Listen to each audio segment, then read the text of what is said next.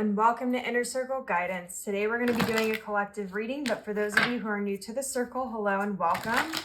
Don't forget to hit the subscribe button. I post new videos every single day, and if you're looking for daily short tarot readings, check out my Instagram, Facebook, TikTok, or YouTube Shorts. If you're looking for personal services or personal readings, I offer them through my website, innercircleguidance.com. Let's find out what the circle needs to know today.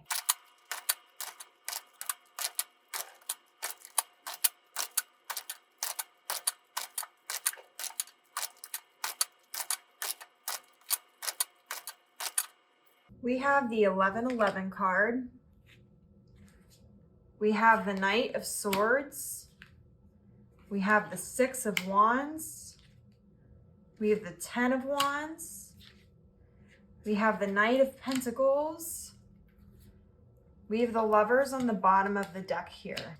So for those of you who have been wondering if you're on the right path or if you've been making the right decisions, the 1111 card here, the 4 of Wands, says that you have been making the right decisions. What I'm seeing here, though, is that there's some sort of communication, some sort of truth, or some sort of idea that's going to come rushing in that's going to lead you to some sort of major success. This is going to have you achieving something that has been a long time coming, that's been maybe slow moving, that is some major milestone or something you've been trying to achieve for quite some time that has been quite difficult to achieve.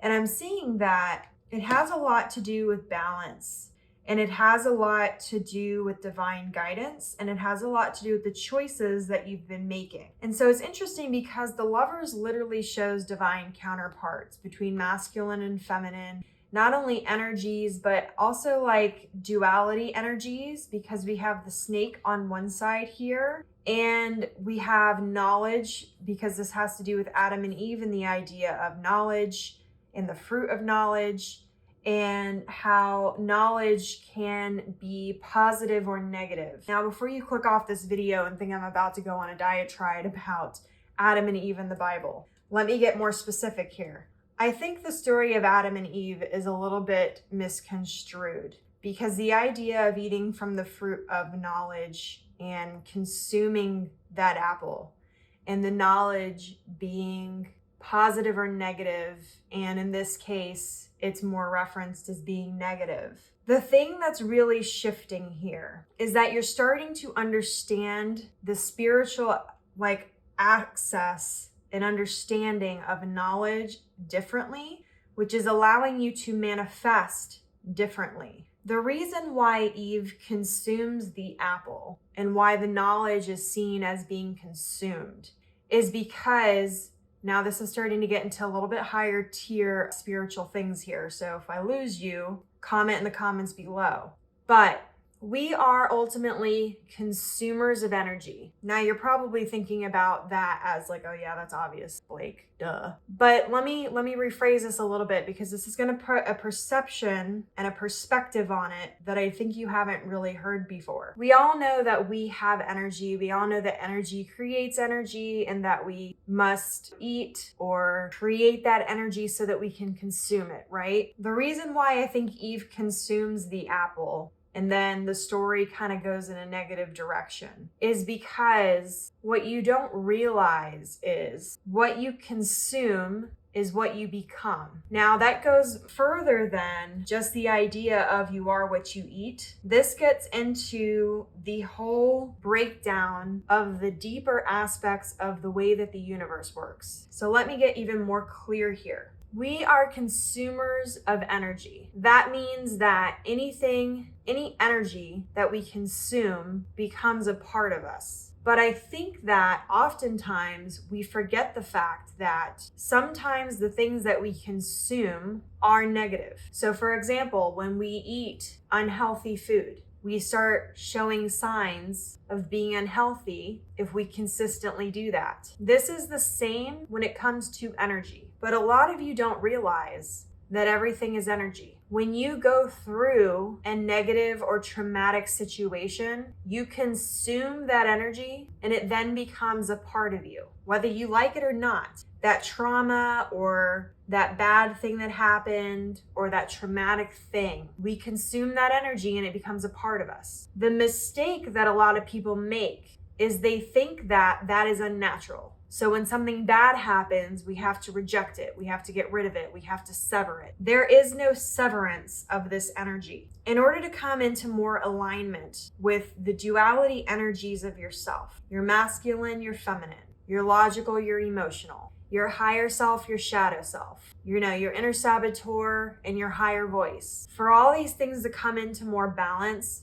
and for all of it to elevate, you have to come to a different perception and understanding of that energy and the way you consume it. When you consume something, let me put it in really easy terms for you to understand. We'll use the apple. You eat an apple, you take the energy of the apple goes inside of you, it becomes a part of you, that energy. It's the same thing as when you go through a positive or a negative experience. You consume it, it becomes a part of you after that. You can't eat the apple and then throw it up and then say that every aspect of that is no longer a part of you, because there's still pieces of the apple that are still a part of you regardless of whether you threw it up or not. You still have certain aspects of that apple inside of you. It's the same thing as positive and negative energies. Now, to come into full balance and to completely elevate to the next level, which is what's happening here, is you come into the understanding that instead of trying to get rid of your traumas, get rid of the bad things that have happened to you, get rid of your masculine or feminine energy, get rid of your overgiving if that's part of the issues that you're having, get rid of the trauma that you've been through, or get rid of the anxieties or the things that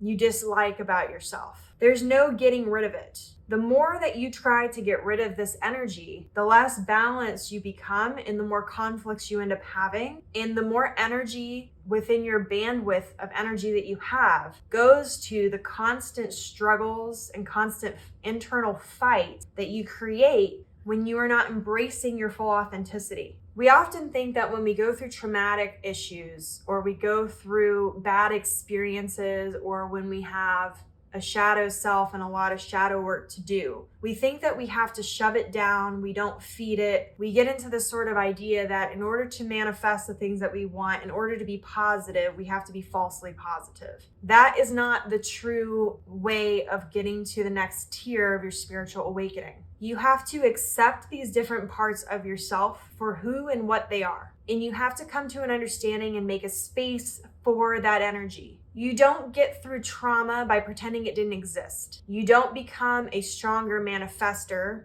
by shoving your shadow self down. Instead of trying to separate all these pieces, which cannot be separated. It's literally a waste of energy. You literally cannot separate it. That would be like trying to separate your soul from your soul. You literally can't do it. It is what it is. The energy is what it is. You can expend energy, but you're still going to have the remnants of it. If you really want to elevate and you want to get to this next tier of manifestation, the next tier of abundance, the next tier of unification, the next tier of alignment, you have to do the hard work of doing the shadow work and doing the healing work that is required to elevate. That is by understanding the way you consume energy. After Eve bites the apple, there's no going back. That is essentially what the story is about. Regardless of whether you believe in the Bible or you're Christian or whatever or not, the life lesson here is talking about the consumption of energy. And this is where we start getting into the idea of, and some of you are not going to like this, for those of you who are super religious, but there are certain truths in a lot of different religions. A lot of the principles and the moral of the story and the lessons are in the underlying stories and the underlying aspects of the stories. And the only reason I'm even using Adam and Eve as an example is because it happens to be on this card. But you have to think about the way you consume energy. And the more of a positive or negative energy you consume, the more likely the scales are to tip. But what people forget is, even if you've been through a lot of negative experiences, there are ways to transform that energy and transcend it into a more positive energy. And part of that is through working through it, creating space for it instead of trying to separate it from yourself, coming into more alignment. And it's funny because we actually see this in a lot of different literature. Harry Potter uses the Dementors as an example of this sort of energy where if they give you the kiss of death or whatever it's called, I can't remember, where they kiss you, they suck your soul out of your body and you become stuck in like the negative sort of energy that they're in. We see this also in It.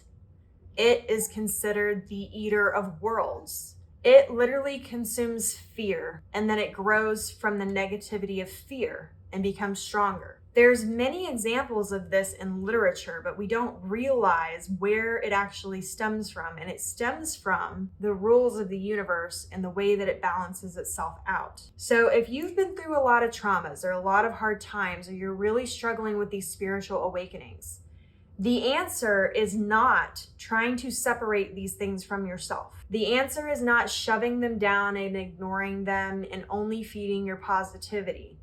That is actually not a balanced energy, and it's actually not healthy. It's accepting the energy, it's creating a healthy space for it.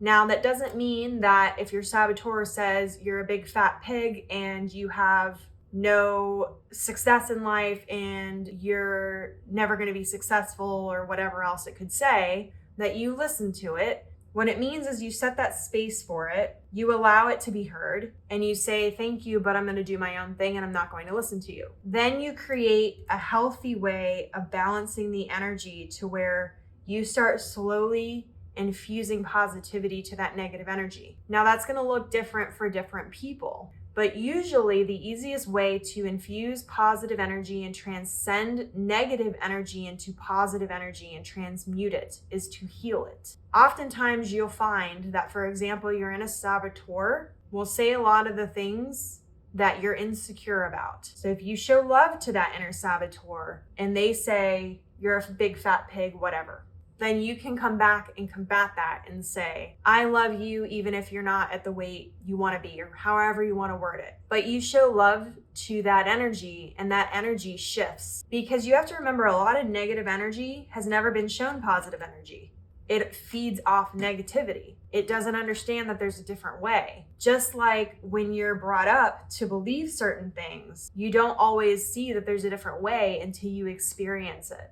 Just like oftentimes we think that when we receive something that's better than we've ever received, that's as best as it can get. When in reality, there's probably a lot better it could get. We've just never experienced it, so we don't know how to measure it. Part of this truth and stuff that's coming in here and this communication that I'm talking about in this card is going to be coming from spirit. For those of you who are really trying to awaken and get to your next level of manifestation, get to the next tier. That's part of what this is going to be. For some of you, I'm seeing it's going to come as an actual person, as a mentor or a spiritual guide. Could be a person who's coming into your life or in your inner circle who says something and it awakens something. But I'm seeing that it's going to create major breakthroughs that are going to break down some of these burdens you've been carrying for a long, long time. You have to remember that a lot of the 10 cards that are negative, like the 10 of Swords and the 10 of Wands, often mean that these are cycles or things that should have ended a long time ago that have not ended and have been a long time coming. With the Knight of Pentacles, you have to remember that the Knight is the slowest moving out of all of them. This is going to be a process. This level of understanding, oftentimes it takes people giving you different perspectives, and then it takes you doing the work after that of breaking down these different areas and these different mindsets and looking at it from a different perspective before you're actually going to receive the breakthrough and the knowledge that's going to push you into your next level of spiritual awareness. It takes time. It's like peeling the onion back layer by layer. It's time consuming. It makes your eyes water. You go through a level of emotions, but it will be worth it in the end.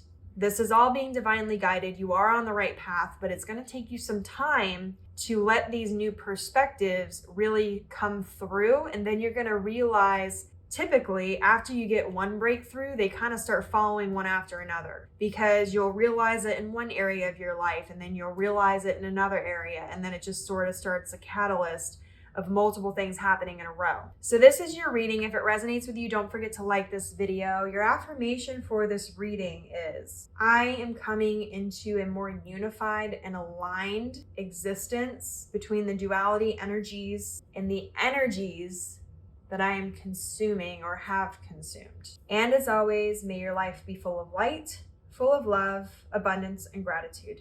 I'll see you next time.